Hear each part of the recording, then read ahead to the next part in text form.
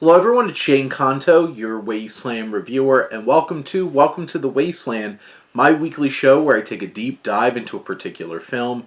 And this week we have yet another short film from Wes Anderson, and instead of him trying to sell some Prada, he's trying to sell some H&M this time. But joining me is my wife, Jess. Jess, thank you so much for coming on. You're welcome. And this week, coming out of March 28th, so for those who have not tuned in before here on Welcome to the Wasteland, we have 3 segments. We have our coming attractions for the weekend of this release. Then we'll talk about our feature film, which happens to be a short film. And then we have some recommendations for you. Now, this is the last weekend of March, and it's an interesting time because starting in April is usually bigger movie season, and things start expanding, getting into the summer movie season. But for this weekend, we have a new horror film, a new Jason Statham film, and a whole bunch of other movies releasing. Those are all the genres. On streaming and in limited release. But Jess, why is Death of a Unicorn the film you're most excited to check out? It involves a mythical creature. That's enough for me, thank you. Even if it is dead. Which, press F in the chat. This is from A24, starring Paul Rudd and Jen Ortega. Mm-hmm. And, you know, you have this obnoxious rich family that they wind up on their doorstep. I'm imagining that it's going to have a lot of biting commentary. And from what I can tell, the unicorn design's more terrifying unicorn design and not like I'm fine with that. Nice white looking unicorn not with pure, like innocent critter or whatever. No, this looks kind of terrifying. So it's interesting. A24's been on a rocky bit for some of its films, and I'm hoping for the best for this one, as Opus has not been getting the best reviews as of we're sitting here recording for this episode. So hopefully it does. But yeah, so I'm assuming Mr. Statham will be winning the box office for this weekend with a Working Man. Has he been knighted yet? For contributions to society. For contributions to bald men everywhere. Jason Statham. Your mom loves him because he's a bald guy. My mom does love Jason Statham, and him being bald is a big part of that, to be honest. That's it. So, there you go. But those are the coming attractions. So, Death of a Unicorn, definitely the one for both of us. But, you know, A Working Man starring Jason Statham from the creator of Beekeeper is certainly probably going to be a ridiculous time. So, you never know. Another one. But here to talk about our film for the week, which is Come Together. This was released in 2016 on November 27th, just in time for Thanksgiving, leading into the Christmas season, as this is a Christmas-themed short film set on a train, and it is an H&M commercial starring Adrian Brody and Garth Jennings, who Garth Jennings would go on and direct Sing and Sing 2. What a name. And be voice act in those films as well. But this, yet again, was a solo effort from Wes Anderson, who wrote this by himself and created this 4-minute little short film. But Jess, what are your general thoughts? I like the green they used. Yes. Much like that time I was in the ER and they gave me morphine and I just loved the chartreuse on the walls. It gave me a similar feeling. So they definitely... Warm. How does this make you feel? Alone. It made me feel warm. Such a nice chartreuse. This isn't a chartreuse, but I like it. The green definitely fits with the Christmas aesthetic. Yeah. And the basic idea of this film I kind of got what it was selling more than the Prada one, because I was like, when everybody emerges from their rooms at the end, I'm like, oh, these are H&M clothes. Okay, I get it. There you go. If I want to look trendy. But lone passengers are traveling to join their loved ones for Christmas holiday, but winter weather conspires to waylay them. And instead, Adrian Brody and Garth Jennings, who are on this train as employees, are the ones that put together a little Christmas celebration. They have, what do they call it? They don't call it hot chocolate. They call it like hot cocoa beverage or something. Hot steamed cocoa. It's you definitely have Chocolate all drink. of the bits that feel like a Wes Anderson film. Like, it's very symmetrical with Adrian Brody in the window of this train, and the color palette for sure. And then the camera moves along and goes to each of these windows, introducing the other characters. And then, yes, you have long hallway shot of very symmetrical, but camera angled up, moving backwards as Adrian Brody's walking towards us down the hallway. Classic. All of those little Wes Anderson-y moments. And then at the very end, they do a really great job of putting together all the decorations. Yeah, it looks, and everything. they show him getting like one tiny Christmas tree, and then it's like Christmas magic. And a whole bag of materials. And in 19 minutes, because it's like 19 minutes later, boom, there it is. I have a feeling the train maybe was classy to begin with. It's a Pullman car, so I think that's what a Pullman car is. Don't quote me. Don't come at me, train nerds. And like from the start, you can tell it has some Christmas music playing, and like this is the vibe. This is the period. It's classical Christmas music. Yes. And then it turns into my most hated Christmas song, War is Over. Feliz Navidad. No, I think I hate War is Over more than I hate Feliz Navidad. At least Feliz Navidad, you can like sit and kind of dance to it. Like, what do you do to War is Over? I just think about how much I don't like John Lennon or Yoko Ono. Yeah, so Jess is a bit biased. Like, it's a nice fitting song sound-wise, but like, tonally... I mean, I get where they're going for, I guess. Well, and especially, like, if this is a train with a bunch of rich people on it, that's a very interesting dichotomy with that song being utilized in terms of, John Lennon being very activist, everything. But at the very end, I'm just laughing about the John Lennon thing. Okay. So, and, you have the nice moment at the very end. I think Adrian Brody does a fine job anchoring this down. It definitely, like... I don't think he brings anything particularly special to this, but him being Adrian Brody makes it more memorable because... Did he dye his mustache? Is that a fake... It's a fake mustache, right? I'm assuming it's I think fake he dyed mustache. his hair and his mustache. Well, because, like, he definitely has a fake mustache in Grand Budapest. Yeah.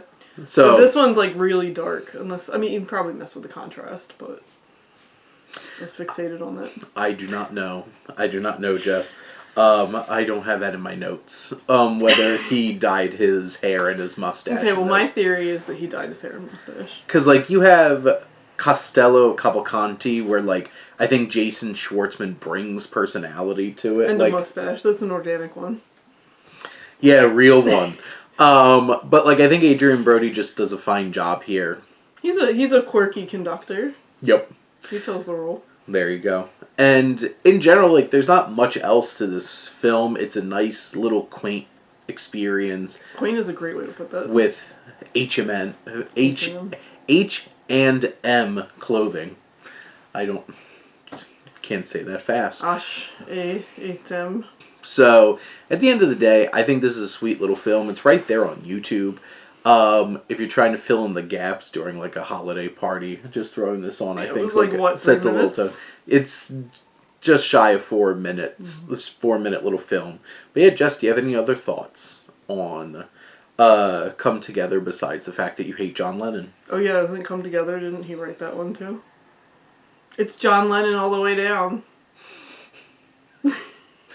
Well, there you go. Oops, all John Lennon. Well, let's move on to our recommendations. Cool. Jess, what would you like to recommend to everybody? I would not like to recommend John Lennon. I would like to recommend Cobra Kai. Actually, I like. It was fun. It was silly, and the penultimate episode had everything I wanted it to be. I mean, it's like after a certain while, I'm like, they're just complete menaces to this specific society. Although they do acknowledge it in the one part with the judge is like, I'm sick of karate messing up everything in the valley. I'm like, okay, so they acknowledged it. That's enough for me. I don't think this season needed to be 15 episodes. I don't think this season should have been cut up into 3 pieces. I don't remember most of what happened, I'll be honest with you. I just remember fighting. Well, the first part was them all qualifying. Oh, right. And then the second part was them in Barcelona. Barcelona. And then then it ended on like a really big cliffhanger for the second part. I still feel like they didn't. I'm so glad we waited and watched all 3 parts together. I feel like the guilt is just everywhere with it. Like, I feel like, and I also feel like they moved past it. But whatever. I didn't care because I didn't expect it to be that deep. This show is the best soap opera for men this side of professional wrestling. Yeah, I thought it was fun. It really has that vibe, and it's unabashedly itself. And, like, using Thunderstruck and Sweet Child of Mine. Yeah. And is the song the best? You're the best. Around! And, like... I think it's You're the Best. And using none of those... Those are all earnestly utilized. Yeah, I didn't hate them. There's no sense of sarcasm or... Hear me out. Season 6, they go to therapy. Daniel specifically. This was season 6. Season 7, whatever movie's coming up, they go to therapy. Karate Kid Legends. Daniel finally goes to therapy. I would love Daniel to go to therapy. I think a lot of them should go to therapy, but their life is karate. Look, Johnny, to me, pretty well adjusted. I've said this to Well, I think forever. Johnny used karate. He knows who he is. He knows what he is. He knows he's self-aware about it, and he's unapologetic for it. Daniel's like, oh, defense only. Not gonna so lie. much wiser. Not gonna lie. Johnny's growth in this season was like top tier but he level. stays true to himself. Well, and that's the thing. Like, this was a really well done character arc for Johnny, and the show finally remembered by the end that it was about Johnny and Cobra Kai. And the last couple episodes just nailed it. I was really annoyed with the Daniel focus. It's like, we get it. You were Mr. Miyagi's special boy and son that he never had. And I was like, where's Johnny? Well, bring him back. The show does a good job of helping us realize that, like, Daniel wasn't always the hero of the story, and he has his flaws, and him and Johnny both have their flaws, and now they're friends, and we can appreciate that. And then he's gonna wind up with Jackie Chan in that new Karate Kid movie. But yeah, so Cobra Kai, 6 seasons. This started as a YouTube Red original, which is wild. And then after 2 seasons, Netflix is like, yoink, and was like, we're gonna buy this. And then they just took it up to a whole other level. It would be so interesting going back and watching because like the episode started like 20 minutes. I felt like this was like original like sitcom, and then like the last couple episodes were like 50 minutes. But yes, too many people are like willing to kill people over karate. Yeah, but like it's whatever. It's wild. Just watch it, it's fun. My 3 recommendations, as always, so going with a new film, which is Black Bag from Steven Soderbergh. It is sleek, it is cool, it is 90 minutes, well-paced, has a great cast. Michael Fassbender and Cate Blanchett are excellent, Marissa Abela, Tom Burke, Naomi Harris, and Pierce Brosnan, and just such a great cast, and it's intriguing, it's engaging, and there's a lot of great scenes throughout, and some really impressive filmmaking, which, surprise, surprise, Steven Soderbergh, who directed it, shot it, cinematographer, and edited it, because, you know, he just does it all. So, it's a really impressive film. The Coen brothers? Well, they don't shoot their own film. Like, he does even more. And yes, he does use a fake name for his editing, too. Because only the cool kids do that. What is it, so I can put that on the next survey? It was a woman, actually, which is interesting. Oh, okay, alright. It's not Roderick Janes, the fake editor of the Coen Brothers films, because they do their own editing. Off my watch list, I watched the original Kings of Comedy documentary, stand-up comedy film from Spike Lee, who directed it. And, damn, I forget the 4th guy, but like it has Steve Harvey, Cedric the Entertainer, and Bernie Mac. And it's a little raunchy. It's definitely early 2000s. They're not really worried about getting canceled. And they just go for it. But there's some really funny gags, like Steve Harvey starting off. It's like, what if black people were on the Titanic? And how that situation is like, going down with the ship?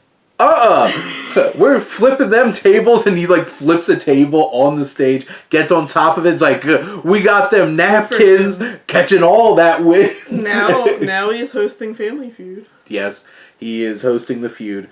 And then rest in peace, Bernie Mac. And Cedric the Entertainer just had a sitcom, The Neighborhood, for 8 seasons on CBS that just got canceled. So, But no, it was really funny. I don't watch a whole lot of stand-up comedy. If it's not John Panette talking about food and being Italian, I don't know. Or apparently the Blue Collar Comedy Tour that I watched a lot growing up. I can't watch that anymore. So, the original Kings of Comedy, definitely recommend. And finally, one of my films to rewatch that Jess and I just watched this morning as we're recording is High Fidelity. And is John Cusack's character completely insufferable? Yes.